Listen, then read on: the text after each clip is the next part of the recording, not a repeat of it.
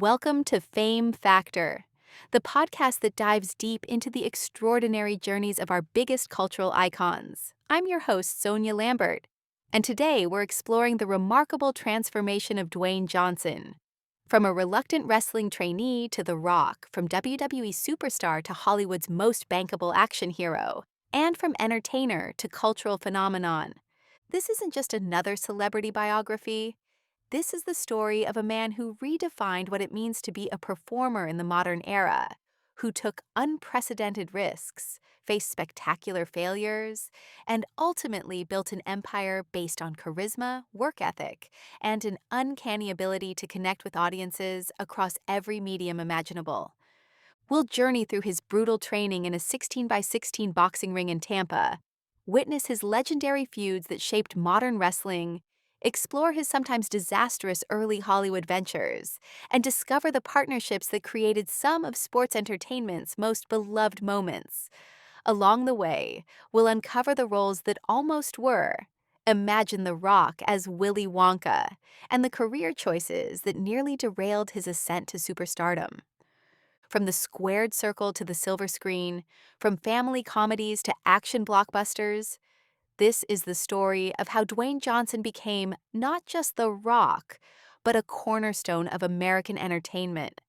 So grab your favorite refreshment, settle in, and let's explore the incredible journey of the man who truly became the people's champion.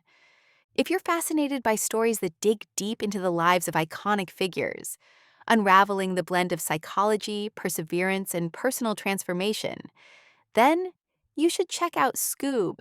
Available on the App Store and Play Store, Scoob offers podcasts that peel back layers behind legends like Dwayne Johnson, Tom Cruise, Leonardo DiCaprio, and many others, revealing the human stories behind their rise to greatness. Getting back to Dwayne Johnson, let's start with where it all started. Every legend has an origin story, but few are as brutal as Dwayne Johnson's entry into professional wrestling. When the future Rock first approached his father, Rocky Johnson, himself a WWE icon, about entering the family business, the response wasn't what you'd expect from a proud wrestling father. Rocky was hesitant, and for good reason.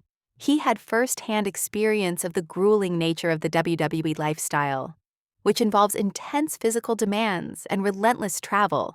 He knew exactly how taxing life in the ring could be, both physically and mentally. This wasn't a father being unsupportive.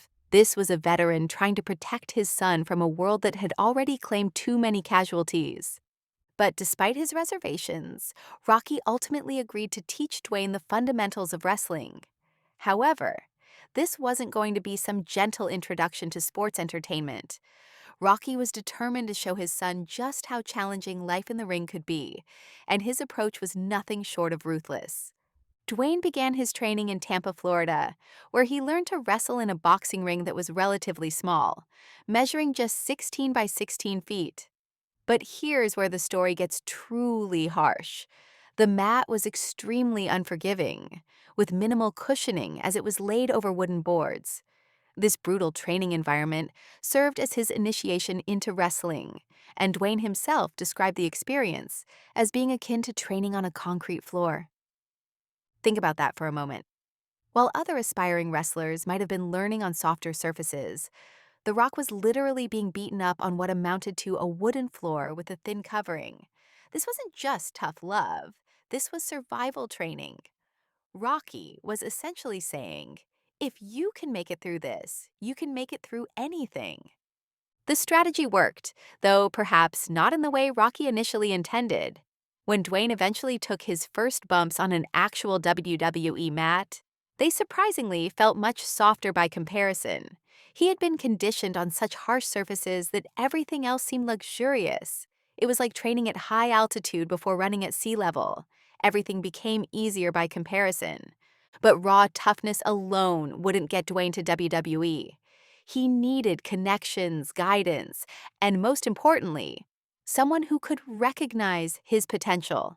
This is where Pat Patterson enters our story, a figure who would prove absolutely crucial to The Rock's future success. Patterson was a former tag team partner of Dwayne's grandfather and a trusted advisor to Vince McMahon, the chairman of WWE. Patterson himself had enjoyed a glittering wrestling career and was pivotal in WWE's success through the introduction of innovative concepts like the Royal Rumble match. His knack for spotting potential was legendary in wrestling circles. The phone call that changed everything happened when Patterson was living in Tampa. Recalling their first interaction, Patterson said, "I got a phone call. This voice asks if I am Pat Patterson, and I affirm." He then introduces himself as Dwayne Johnson. At first, I didn't place him as it had been many years. Then he says, "Rocky Johnson's son." That surprised me, as I hadn't seen him since he was a teenager. He expressed an interest in discussing wrestling. Patterson agreed to meet Dwayne in a restaurant parking lot, a humble beginning for what would become one of wrestling's greatest success stories. But Patterson was immediately impressed by Dwayne's potential. There was something about the young man's presence, his charisma, his natural athleticism that caught the veteran's attention. The very next day, Patterson made the call that would change Dwayne's life forever. He contacted Vince McMahon and persuaded him to invite Dwayne to Connecticut for a tryout. The prospect of having the first ever third-generation WWE star intrigued McMahon. This was wrestling royalty in the making. Recalling that pivotal moment, The Rock later said, "I was invited to Stamford, Connecticut, where I logged extensive hours training in a warehouse ring with Tom Pritchard." Pritchard, an accomplished wrestler from the 1980s and early 1990s, had transitioned to become a trainer for WWE. But these weren't ordinary training sessions. Dwayne fondly remembers their rigorous work together, appreciating the effort Pritchard put in because of his passion for the business. "We worked tremendously hard, and I value the dedication Tom showed because of my passion for the business. I love the craft, being in the ring, and experimenting with new maneuvers." Here's where we see the first glimpse of what would make The Rock special: his willingness to innovate and take risks. "Every morning, I'd come up with fresh ideas," he recalled. "I would say, 'Tom, let's attempt something. I'm going to climb up to the top rope, and at 280 pounds, I'm going to perform a backflip right onto your chest. Shall we give it a go?'" This wasn't just training. This was creative collaboration. At 280 pounds, most wrestlers would stick to power moves and basic maneuvers. But Dwayne was already thinking outside the box, already pushing boundaries, already showing the creativity that would eventually make him the great one. "Those sessions were a great mix of hard work and fun," he remembered. And that combination, the hard work and the fun, the dedication and the innovation, would become the hallmark of everything The Rock did, both in wrestling and beyond. From those brutal beginnings on a wooden mat in Tampa to the creative freedom of a WWE warehouse, Dwayne Johnson was being forged into something special. He just didn't know yet that he was destined to become the most electrifying man in sports entertainment. To understand The Rock's impact on professional wrestling, you have to understand the era that made him possible: the legendary Attitude Era. This was a time when WWE shed its family-friendly image and embraced edgier, more controversial content that would revolutionize sports entertainment forever. Dwayne "The Rock" Johnson spent the majority of his WWE career thriving during this period, and it's impossible to imagine his success without it. The Attitude Era gave The Rock the freedom to fully express his vibrant personality, which may have been severely restricted in a more family-oriented setting.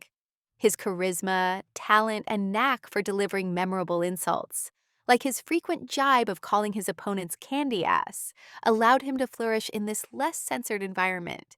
While The Rock's exceptional skills would have ensured success in any era of WWE, the Attitude Era was particularly conducive to his brand of entertainment. It presented an unmatched opportunity for him to add shock value and excitement to his performances, which would have been challenging to achieve in other, more restrained contexts. The era was defined by performers who understood that authenticity, even if amplified, resonated with audiences more than cartoon characters. The Rock and Stone Cold Steve Austin demonstrated that a superstar could captivate the audience without adopting an exaggerated, cartoonish persona. They simply amplified their real-life characteristics to create larger-than-life personalities.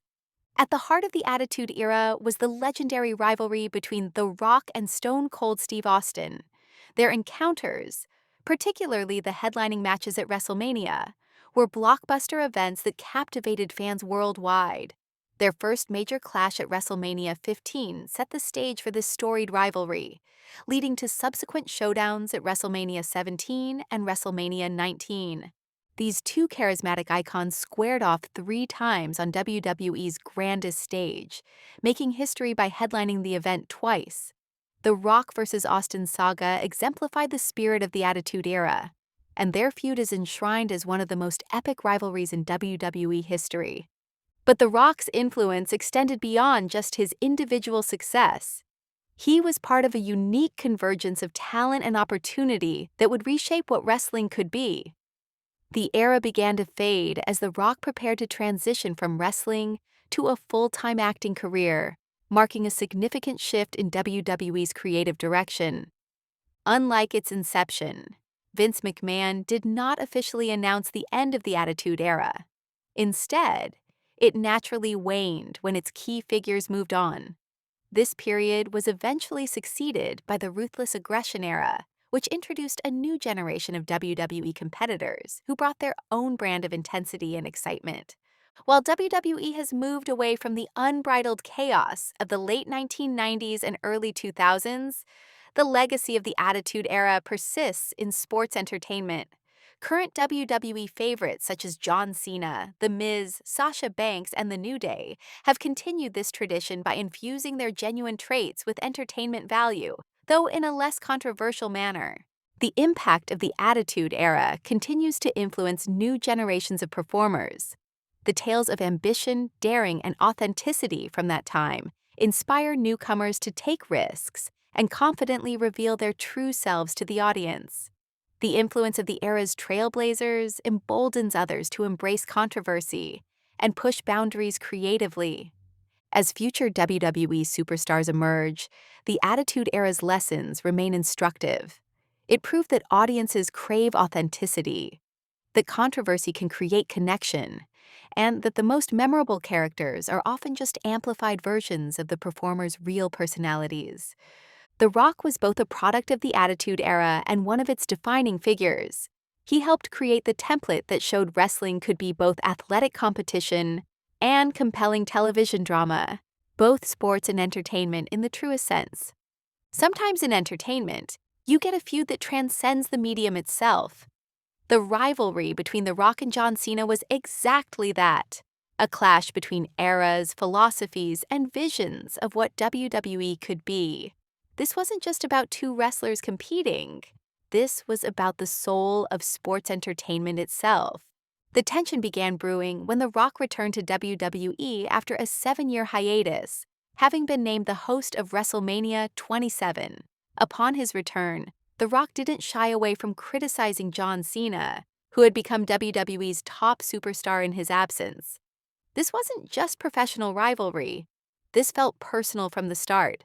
On February 27, 2012, during an episode of WWE's Monday Night Raw, The Rock expressed his desire to confront John Cena, claiming he wanted to slap the taste out of his mouth.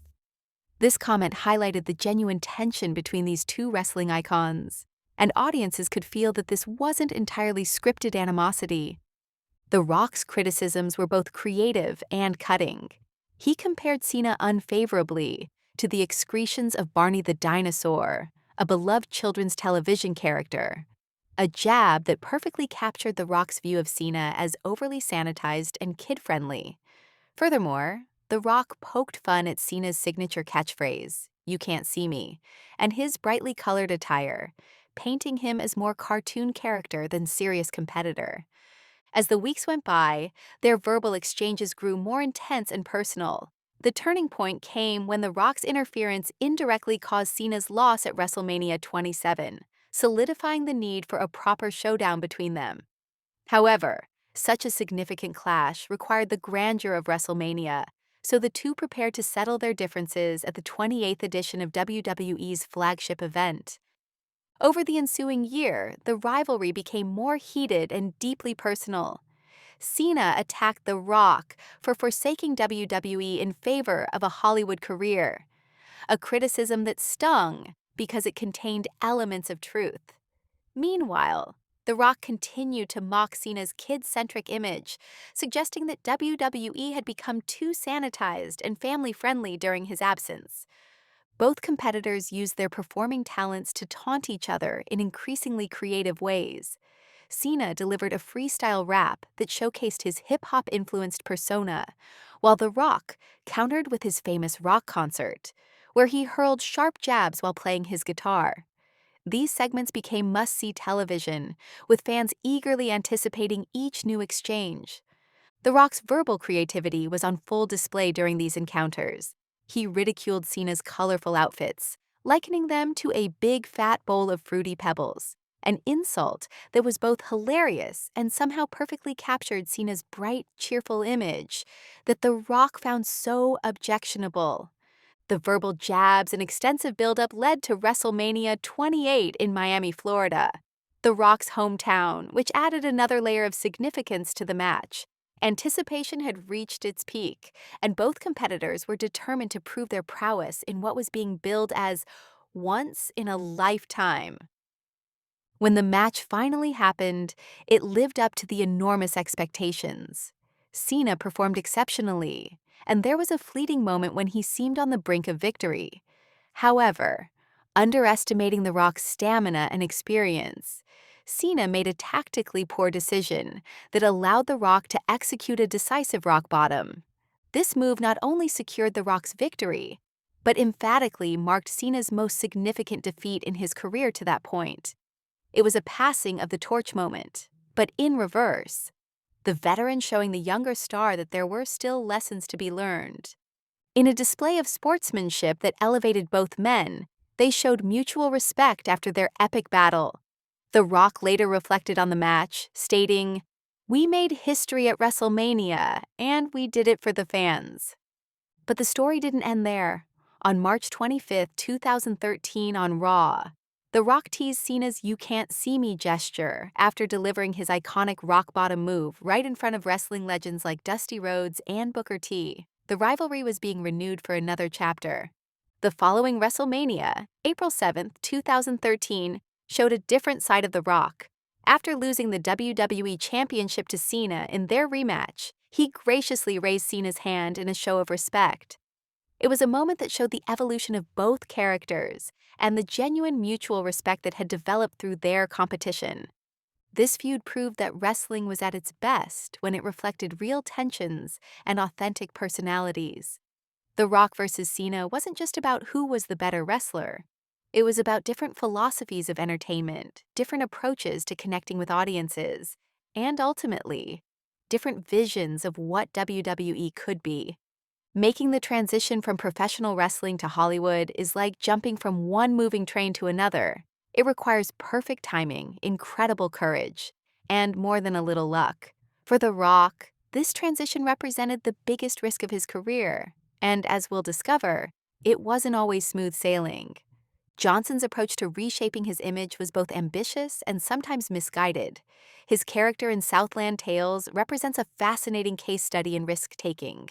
He portrayed an amnesiac action star, a particularly fitting role given that it was his initial venture outside the realm of pure action movies, drawing certain parallels to his earlier work in Be Cool. Throughout Southland Tales, Johnson seemed committed to reshaping his public image, striving to shift perception away from the persona of The Rock. He aimed to demonstrate that his capabilities extended beyond delivering punchy one-liners and engaging in physical stunts. Departing from his usual tough guy roles, Johnson's performance in the film was a display of what one might call capital A acting. He imbued his role with a form of abstract theatricality that he had never explored before. The intention was admirable, but the execution was problematic. Despite his efforts, the film failed to connect with audiences and critics alike. Its premiere at the Cannes Film Festival in 2006 was met with significant criticism. The movie's unfinished visual effects and disjointed editing, Notably, the festival cut ran for 160 minutes, contributed to its poor reception, though they weren't its sole shortcomings. When it was released in theaters on a limited basis in 2007, it failed to make any impact, despite eventually developing a cult following in subsequent years through home media. As a debut vehicle for this new phase in Johnson's career, Southland Tales was bewildering and missed its objectives entirely. It seems that this venture may have been an overreach. Perhaps a more generally appealing project was needed to showcase Johnson's range to his audience. Learning from this experience, Johnson made a strategic pivot. In the interim between Southland Tales' disastrous festival screening and its cinema release, he starred in Gridiron Gang. While it wasn't an action thriller, it still resonated with movies his fan base was accustomed to.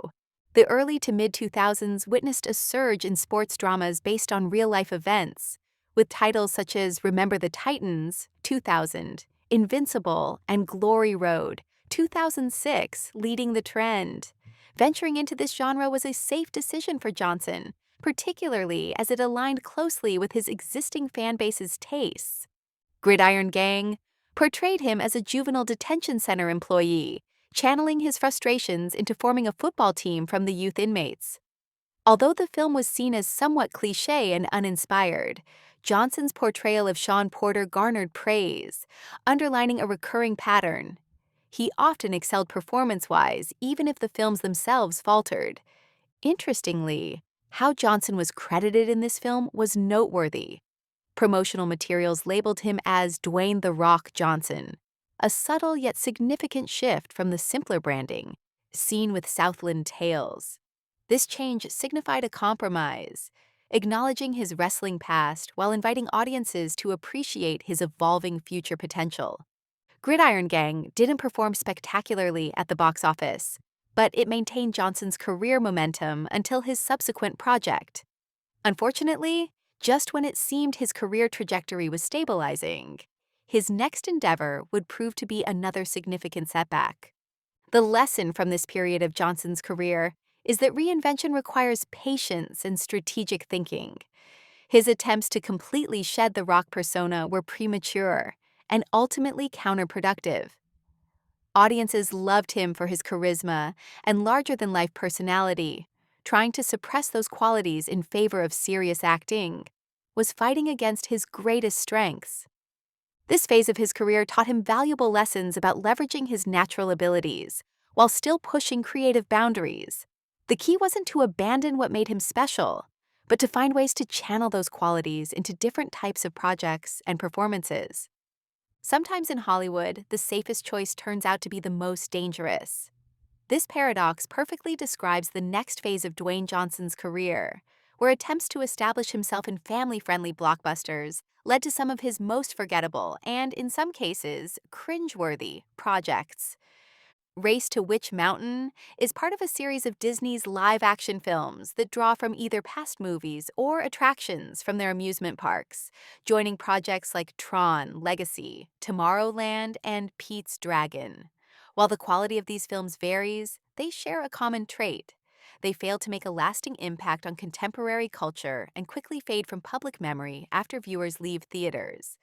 The decision to create Race to Witch Mountain is somewhat mystifying, as is Johnson's choice to star in it. The issue isn't that the film is especially dreadful. It's aptly suited for parents and babysitters looking for wholesome entertainment to keep children under 10 years old engaged on a lazy Sunday afternoon. The real problem lies in the fact that the entire project was destined to be a zero-sum game from the outset. This film is essentially a reboot of a long and active Disney series about alien children, primarily appearing to be an intellectual property cash grab. Considering there hadn't been a Witch Mountain movie release since 1978, other than a 1995 television movie remake of the original, audiences in 2009 were likely not eagerly anticipating another installment. The film offers no real franchise potential except for a brief hint at a sequel as it concludes. It's essentially an average family adventure movie, and perhaps that's why Johnson agreed to participate. At this stage in his career, he felt secure in taking on family-friendly roles while sorting out his identity in Hollywood. His choice proved financially successful, as Race to Witch Mountain achieved box office success. Nevertheless, this success doesn't help him address what kind of projects he should undertake or define his role in Hollywood. Box office triumph is meaningless if it makes one the target of jokes, which is the path Johnson seemed to be on. To moviegoers, he was still remembered as a former professional wrestler, now one venturing into peculiar or poorly received movies. In the world of WWE, he was seen as someone who abandoned wrestling to make films like The Game Plan. If Race to Witch Mountain represented Johnson remaining stagnant, Planet 51 marked the moment he truly faltered. Planet 51, produced by the Spanish animation studio Ilion, featured a star-studded voice cast that included Cheyenne Williams-Scott, Jessica Biel, and Gary Oldman alongside Johnson. At the time of production, it was the most expensive film made in Spain.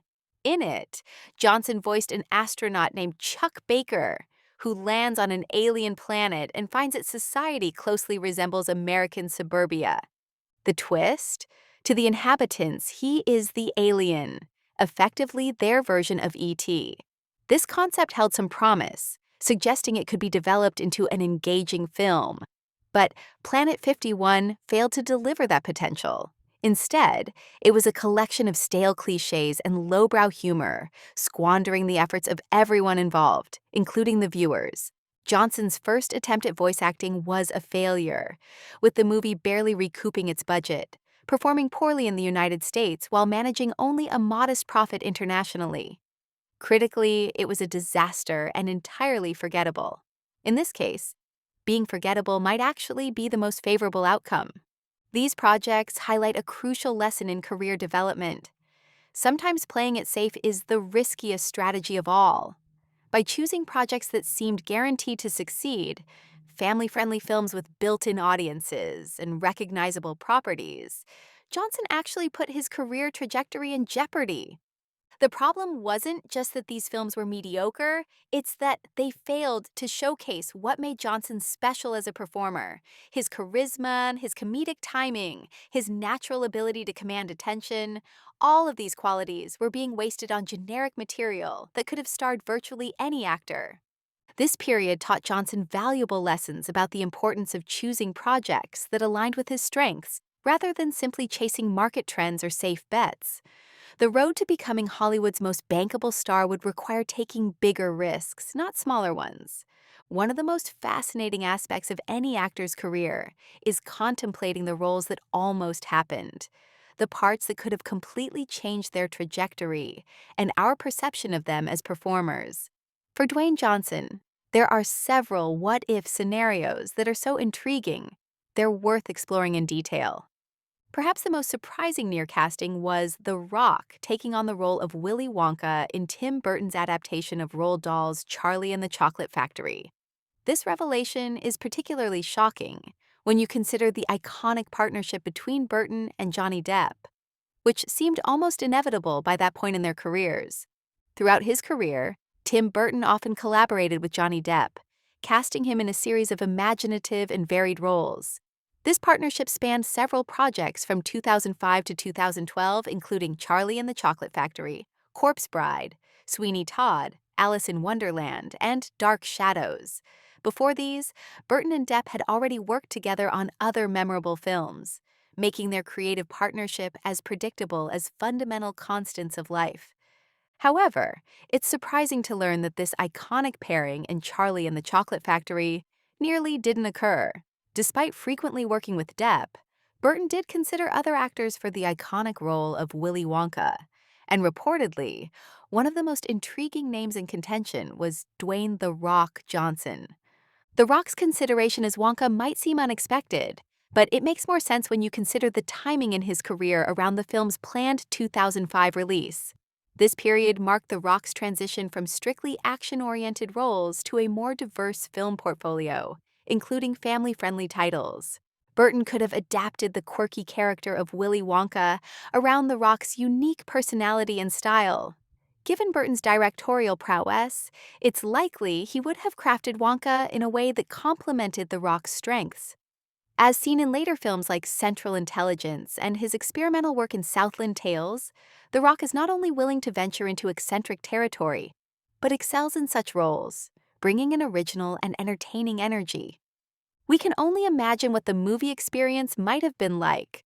With a muscular and charismatic interpretation of Willy Wonka, picture The Rock in the purple velvet coat, leading children through the chocolate factory, with his signature eyebrow raise and that million-dollar smile. It would have been a completely different film, perhaps more physically comedic, certainly more energetic, and possibly more appealing to adult audiences. Another near role that prompts speculation is The Rock portraying Lobo, a lesser-known character from the DC universe. Today, we live in an era rich with superhero films from Marvel and DC, yet The Rock has not yet fully donned the superhero mantle, despite being a household name perfect for such epic roles. Among the few superhero portrayals that have been discussed is The Rock's involvement as Black Adam in the DC Extended Universe. As of this writing, this remains a project in development, shrouded in uncertainty, due to the tumultuous nature of superhero cinema planning. In the unpredictable world of superhero films, delays and shelving are common occurrences. Although Johnson was set to debut as Black Adam in a solo project and was expected to be part of the sequel to 2019's Shazam, fans have learned to remain cautious since nothing is set in stone until filming actually begins. Earlier notions of Dwayne Johnson in superhero roles had emerged, with Lobo being another example. Lobo, for those unfamiliar, is a violent motorcycle-riding alien bounty hunter known for his crude humor and over-the-top brutality. The character would have been a perfect fit for Johnson's action credentials, while allowing him to explore a more comedic, irreverent side. The anticipation surrounding The Rock stepping into a superhero's shoes remains high, as it promises to bring his unique charisma and physical prowess to a genre already full of vibrant characters. However, expectations must be tempered by Hollywood's unpredictable nature and the constantly shifting landscape of superhero film development. These alternate casting scenarios remind us how different the entertainment landscape might have been with just a few different decisions. A Rock version of Willy Wonka might have spawned an entirely different type of Burton film, while Lobo could have established Johnson as a superhero star years earlier than his eventual Black Adam debut. The fact that Johnson was considered for such diverse roles, from the whimsical chocolatier to the brutal alien bounty hunter, speaks to his range as a performer and the industry's recognition of his versatility, even during the early stages of his film career. Sometimes the most magical moments in entertainment come from the most unlikely pairings. In wrestling, as in many forms of entertainment, chemistry between performers can't be manufactured or predicted. It either exists or it doesn't. The partnership between The Rock and Mankind represents one of those rare instances where two completely different personalities created something greater than the sum of their parts. In an unprecedented turn of events within the wrestling world, two former adversaries, Mankind and The Rock, set aside their differences for what was initially intended to be a singular night. They agreed to form an unexpected alliance, and despite their contrasting personalities, which initially seemed to pose a significant challenge, they managed to rally together in the wrestling ring. Against all odds, they emerged victorious, securing the World Tag Team Championships. This newly formed duo quickly became known as the Rock and Sock Connection, cleverly named to pay homage to Mankind's beloved puppet companion, Mr. Socko. Over the ensuing weeks, this partnership evolved beyond just an agreement to collaborate. They worked tirelessly to bridge their vastly different perspectives, which resulted in the creation of some of the most memorable and entertaining moments in WWE history. One particularly notable segment was their This Is Your Life episode, hosted by Mankind as a tribute to The Rock, or The Great One. This segment has since become legendary in wrestling lore, not just for its length, but for its perfect blend of comedy, chaos, and character development. In a dramatic presentation complete with confetti, balloons, and a singing clown named Yerpul, Mankind sought to celebrate and honor his partner, albeit to The Rock's notable irritation. The contrast was perfect. Mankind's childlike enthusiasm and genuine affection versus The Rock's barely contained annoyance and superiority complex. As part of the occasion, Mankind brought various figures from The Rock's past into the ring. Rather than the warm reunion Mankind had envisioned, these encounters turned sour as The Rock unleashed a barrage of sharp comedic one-liners, addressing perceived past grievances with these individuals. The Rock's victims included his sixth-grade home economics teacher, his old high school coach, and even his high school sweetheart. Each interaction showcased The Rock's incredible ability to turn any situation into entertainment, even when, or especially when, he was playing the role of the ungrateful recipient of Mankind's good intentions. In an attempt to solidify their bond, Mankind gifted The Rock with a Rock and Sock Connection jacket and introduced a new sock puppet named Mr. Rocco. The visual of The Rock, this cool, charismatic superstar, being presented with a sock puppet was comedy gold that perfectly captured the absurdity and charm of their partnership. Although This Is Your Life was one of the longer segments in WWE history, its eccentricity resonated with fans and has since been celebrated as one of the franchise's all-time favorite segments. It proved that wrestling could be genuinely funny without being stupid, heartfelt without being sentimental. The Rock's unique alliance with Mankind flourished beyond that single segment, earning them 3 reigns as World Tag Team Champions.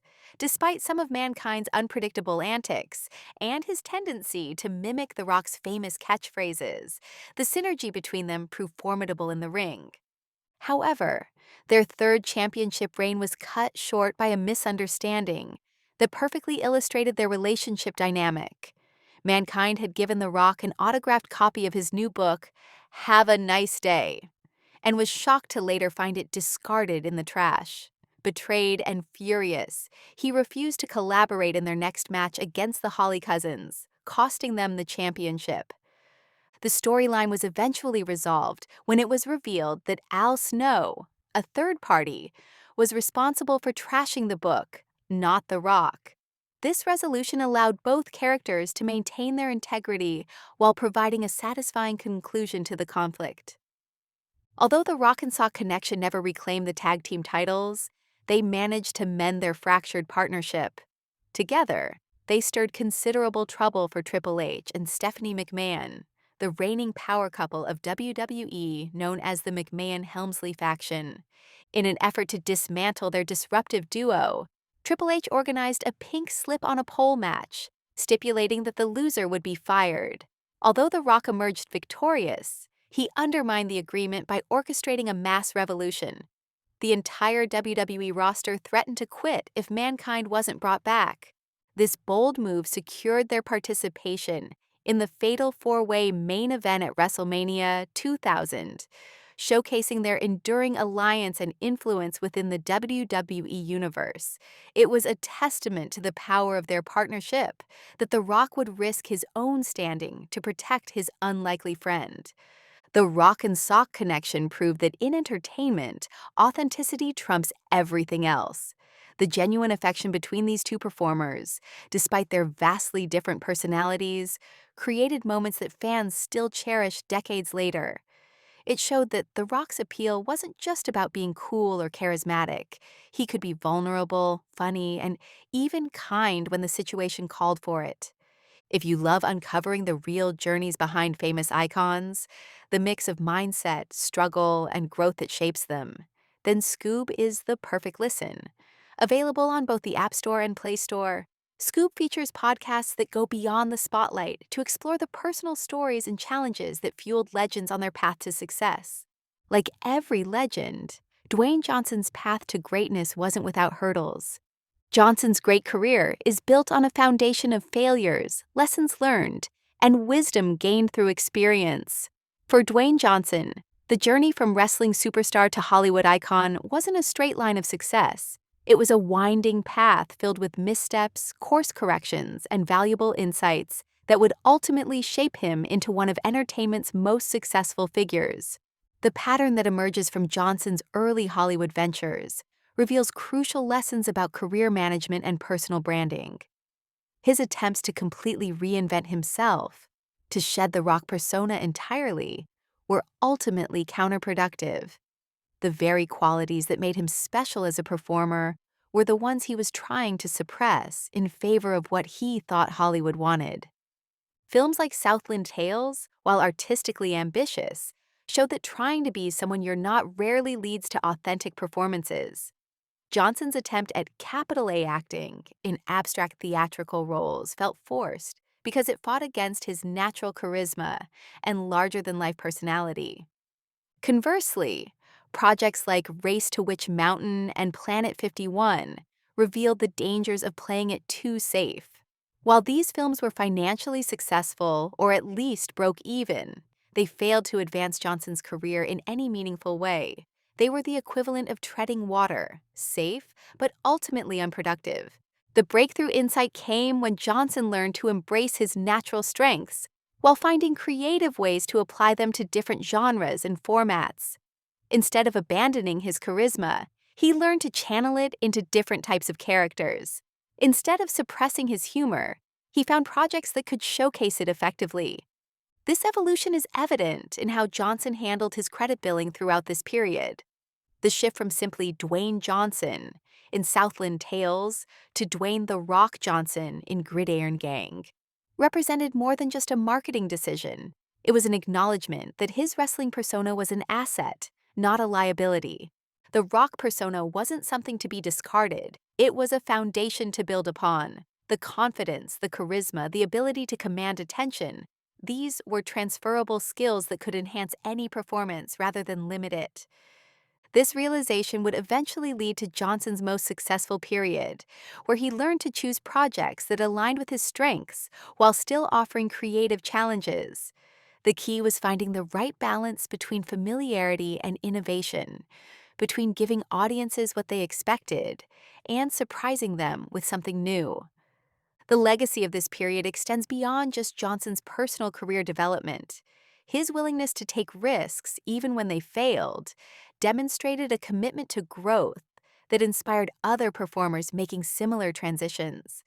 His failures were as instructive as his successes, showing that reinvention requires patience, strategy, and most importantly, self-awareness. Johnson's journey also highlighted the importance of having strong advisors and maintaining connections within the industry. From Pat Patterson's early guidance to the various directors and producers who took chances on him during his experimental phase, Johnson's success was built on relationships and the willingness of others to invest in his potential. Perhaps most importantly, Johnson's career trajectory showed that failure isn't the opposite of success. It's a necessary component of it. Every misstep taught him something valuable about his own abilities, about audience expectations, and about the entertainment industry itself. The pattern that would emerge in Johnson's later career, choosing projects that maximize his strengths while offering genuine entertainment value, was directly informed by the lessons learned during this challenging period. The risks he took, even when they didn't pay off immediately, prepared him for the bigger risks that would eventually define his superstardom. This phase of Johnson's career serves as a masterclass in resilience, adaptation, and the importance of maintaining authenticity while pursuing growth. It shows that the path to lasting success often requires temporary setbacks, and that the willingness to fail publicly can ultimately lead to more spectacular achievements. As we near the end of our journey through The Rock's incredible career, let's indulge in a moment of pure imagination. What if Dwayne Johnson's story didn't end with Hollywood superstardom? What if his talents, his charisma, and his connection with people led him down even more extraordinary paths? Picture this remarkable scenario. A recent former office holder finds himself presented with an unprecedented opportunity. Lin-Manuel Miranda decides to revive his groundbreaking and acclaimed musical, Hamilton, but this time with a brilliant new dimension. This reimagined version features gender-swapped roles, recasting the narrative to focus on Alexandra Hamilton and her pivotal journey to bring a fledgling nation together. Alongside her are fellow historical figures, reimagined as Aaron Burr, Georgina Washington, and Jen Lawrence. And in a stroke of inspired casting, Dwayne "The Rock" Johnson, who somehow appears timeless, steps into the role of Eli Schuyler. Miranda himself retains his original character, the cheeky King George, the only role unchanged by the gender swap.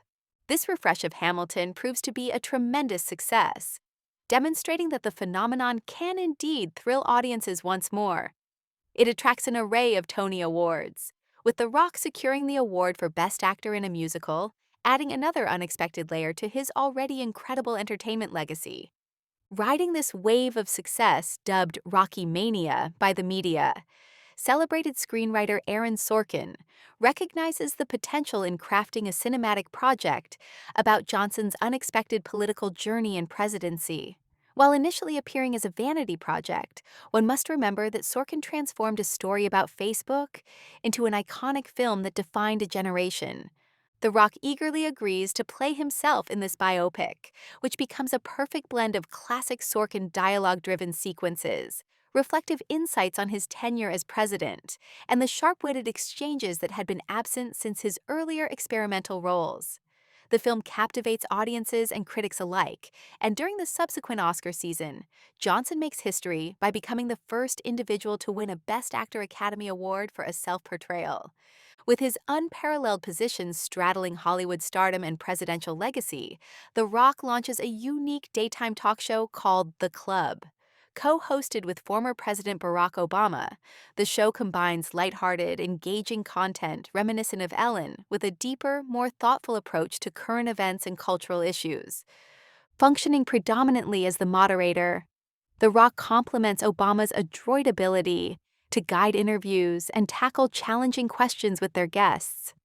The undeniable charisma and dynamic presence of these two former presidents captivate audiences, making The Club a dominant force in daytime television, earning several Emmy Awards over the years. But the story doesn't end there.